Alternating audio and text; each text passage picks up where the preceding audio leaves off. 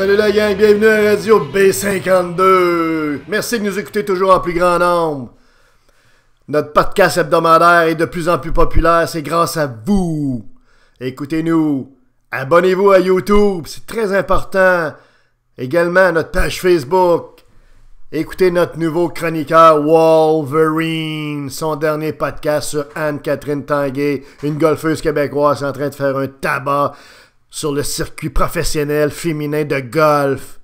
Une top, une élite. On passe son Night Train au micro. En feu. On s'entend que c'est pas à cause des candidats d'élection à Québec, hein? On a Monsieur 31 complètement perdu, la poseuse de fleurs, puis on a Napoléon Labombe qui est en dépression, qui dit n'importe quoi. Bref, c'est le désert total, la traversée du désert à Québec au niveau des politiciens municipaux. Écoutez, on passe ça, ça sera pas très long le podcast qu'on a. Écoutez, ça se résume à quelques noms désolants. On parle de Tristan Tournesol Lafrenière, commissaire en chef, je crois que c'est son titre, de l'UPAC. L'UPAC-SAC. Ça, l'UPAC-SAC, là, c'est une unité de protection anti-terroriste ou anti-corruption qui a été mise en place grâce au Parti québécois et évidemment aux aploventristes par excellence, aux invertébrés par excellence, qui vont où le vent va. On a nommé le Parti libéral du Québec. Alors ça, c'est une créature du Parti libéral du Québec, du Parti québécois, deux vieux partis usés à corde. Là, ils sont pognés avec le singe dans les mains. C'est vraiment drôle de voir Phil Couillard, comment tu, Papy Schtroumpf lui-même en personne, se coucher à terre de peur, de crainte, à pisser dans ses culottes. Le fond est jaune, comprenez-vous, là? Il est obligé de mettre deux sacs, deux épaisseurs, là, devant l'UPAC. Hein? Entendre... C'est vraiment pathétique d'entendre le premier ministre, comprends-tu, demander poliment, s'il vous plaît, pourrais-tu avoir des précisions, monsieur Lafrenière de l'UPAC? Moi, j'aime beaucoup vos lunettes rondes de Himmler, l'adjoint de Hitler à la Deuxième Guerre mondiale. Écoutez, c'était pathétique, comprends-tu? Le pauvre docteur Couillard, comprenez-vous, qui doit se pincer des fois en se disant...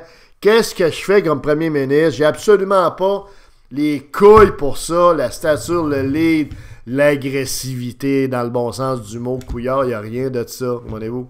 Il y a des belles qualités sûrement comme médecin, mais comme leader politique, c'est 0 sur 10. Ensuite, du côté de l'UPAC, la grosse méchante UPAC. Ouh! Ça, l'UPAC, là, c'est l'unité qui a été mise en place par les péquistes et les libéraux pour lutter, soi-disant, contre la corruption. Bon. La corruption, on s'entend qu'il y en a toujours eu. Il y en a actuellement, puis il va en avoir toujours. Ça fait malheureusement partie des meubles d'une société, que l'UPAC le veuille ou non, que le gouvernement le veuille ou non. Qu'on la combatte, qu'on essaie d'en avoir le moins possible, c'est très louable. Mais en même temps, c'est un vœu pieux. OK? Et l'UPAC coûte une fortune à vous, à nous. On paye pour cette gang-là de 50 à 100 policiers avec des résultats mitigés, pour ne pas dire très décevants. Et on utilise un euphémisme ici parce qu'on est poli. On est poli. Nous autres, on a été bien élevés. On n'est pas des bœufs. On n'est pas des bœufs, comprends-tu, qui ont fait leur secondaire 8, là, tu sais. Man. Non. On est culturé un petit peu. Alors, l'UPAC, là, autrement dit, c'était une patente à gosse qui tient plus de bout. OK? Tournesol Lafrenière, l'homme aux lunettes rondes. Comprenez-vous, là? Ce gars-là est, écoutez, là, Bob, parce qu'il s'appelle Robert, on va l'appeler Bobby. Écoute, Bob. Bob, bam, boom. Bobby, Bob. Allez, Bobby. Là, il faut que tu réalises une chose, mon Bob, là. C'est trop pour toi. C'est trop pour toi, l'UPAC, là. C'est le principe de Pierre, le principe de Péter. Alors, tu vas sur Google, c'est Google, Google. Oui, sur Internet. Et là, tu vas marquer de principe de Péter. P-E-T-E-R. OK? J'ai pas besoin d'appeler, j'espère Bobby, parce que je me doute que le français, c'était pas ta force à l'école et que t'as probablement fait un gros secondaire 5 très moyen. C'est pas grave, il y a pas juste l'école dans la vie. L'école, ça donne pas non plus ni l'intelligence ni le jugement. Toi pis moi, c'est ça, Robert. Cela dit, là, il faut que tu googles ça, le principe de Péter, de Pierre en français, parce que c'est ton cas, mon homme. Là, tu es dans une position qui te dépasse. Même si tu es un policier qui a 59 ans d'expérience ou 82 ans d'expérience, we don't fucking care, OK? C'est pas le nombre d'années d'expérience qui compte. C'est pas l'âge non plus, c'est les compétences, Robert. Alors là, mon Bob, là, tu vas réaliser, comprends-tu, que c'est complètement over de ta tête. Tu vas décollisser, OK? Tu es un grand-père, tu vas t'occuper de tes petits-enfants, tes petites filles, OK? Parce que là, un paquet d'âneries que tu dis, là, comme hier à la conférence de presse, comprends-tu, c'est pas très, très bon pour ton image, puis aussi ton bien-être personnel. Lorsque tu repenses à ça toute seule, tu dois des fois le regretter, ce que tu dis.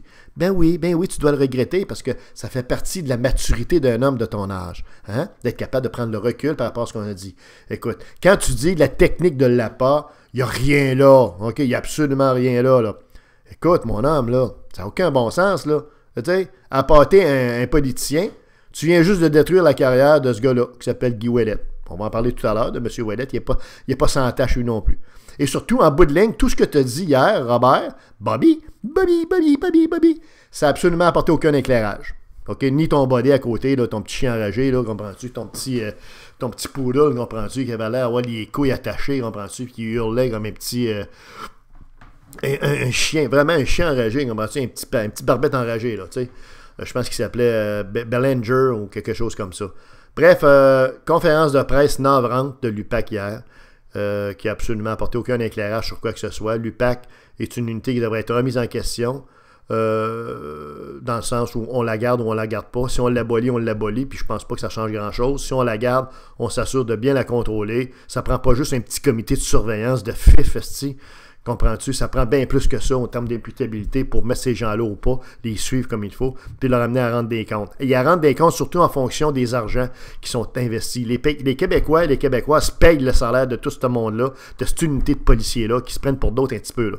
Comprends-tu? On n'est plus à l'ère d'Eliot Ness, comprends-tu? À l'ère d'Al Capone, là. Hein? On n'est pas le Chili de Pinochet ici, là. OK? Fait que là, c'est bien beau là, de chercher des fraudes, chercher des ci, des ça, mais à un moment donné, il faut que ça vaille la peine, là, tu sais. Tu sais, comment que tu irais puncher, comprends-tu, le maire, Chris, d'une municipalité de 3000 âmes, comprends-tu, qui a donné un contrat à son beau-frère, resté pour faire de l'asphalte durant 8, on s'en calisse-tu? Bon.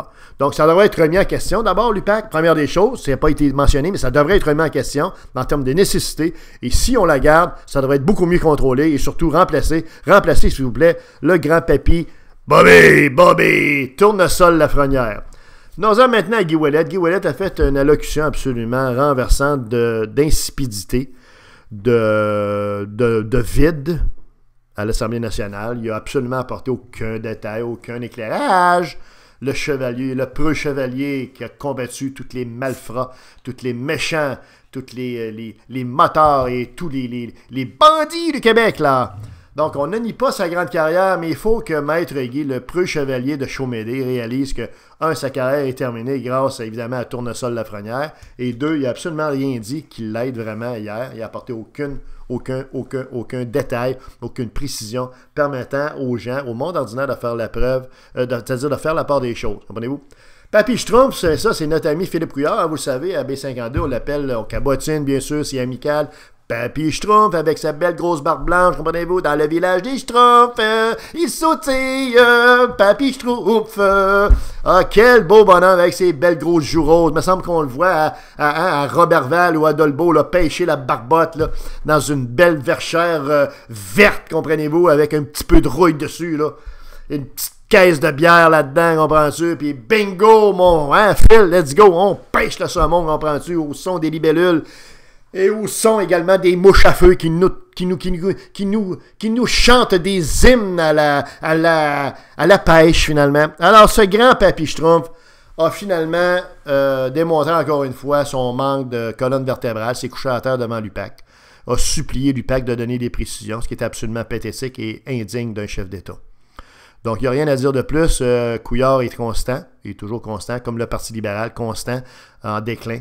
Dans un état réellement là, de pratiquement chaotique. Là. Il n'y a aucun leadership, il n'y a aucune je dirais, Il n'y a aucun discours cohérent, il n'y a aucun discours vraiment agressif dans le bon sens du mot qui permettrait qui aurait permis peut-être de forcer la note à l'UPAC pour éclairer les choses. Mais non, pas du tout. Jacques Chagnon, ben lui, il s'est pris pour Néron ou Jules César. On pourrait l'appeler Jules César Chagnon. Il a fait un discours grandiloquent. Quand on en regarde, dans sa forme, il était absolument fantastique, ce discours-là. Dans sa forme, comment dire, sa sémantique, sa linguistique, sa phonétique, c'était vraiment majestueux. Encore une fois, c'était digne de l'empereur romain, comprenez-vous. Ça, le problème, c'est qu'en termes de contenu, ça nous amenait quasiment à se dire qu'on était une société pratiquement totalitaire en dessus de l'URSS des années de ce cher Léonid Brejnev ou encore pire de Lénine ou de Staline. On n'est pas encore rendu là, M. Chagnon. Donnez-nous une chance un petit peu, c'est quand même pas ça. En bonne ligne, derrière tout ça, on a eu des politiciens qui ont protégé leur corps et de sable, qui ont protégé leurs intérêts, qui ont essayé de protéger leur carrière, qui ont protégé leur cachette, qui ont protégé ce qu'ils ont comme cadavre dans leur garde-robe, qui ont protégé finalement leur bébelle à eux autres, leur jardin à eux autres. Et ce, au mépris de la population, du peuple qui aurait eu le droit d'avoir la vérité, qui aurait eu le droit d'avoir des détails, des précisions pour faire la lumière sur ce pâté chinois d'opacité. De gens qui ne méritent pas la confiance des Québécois et des Québécois, de gens nombrilistes, imbus d'eux-mêmes, avec un ego si gros que finalement, on aboutit à une situation pire qu'elle était avant qu'ils s'ouvrent la gueule. C'était Radio B52, Night Train au micro.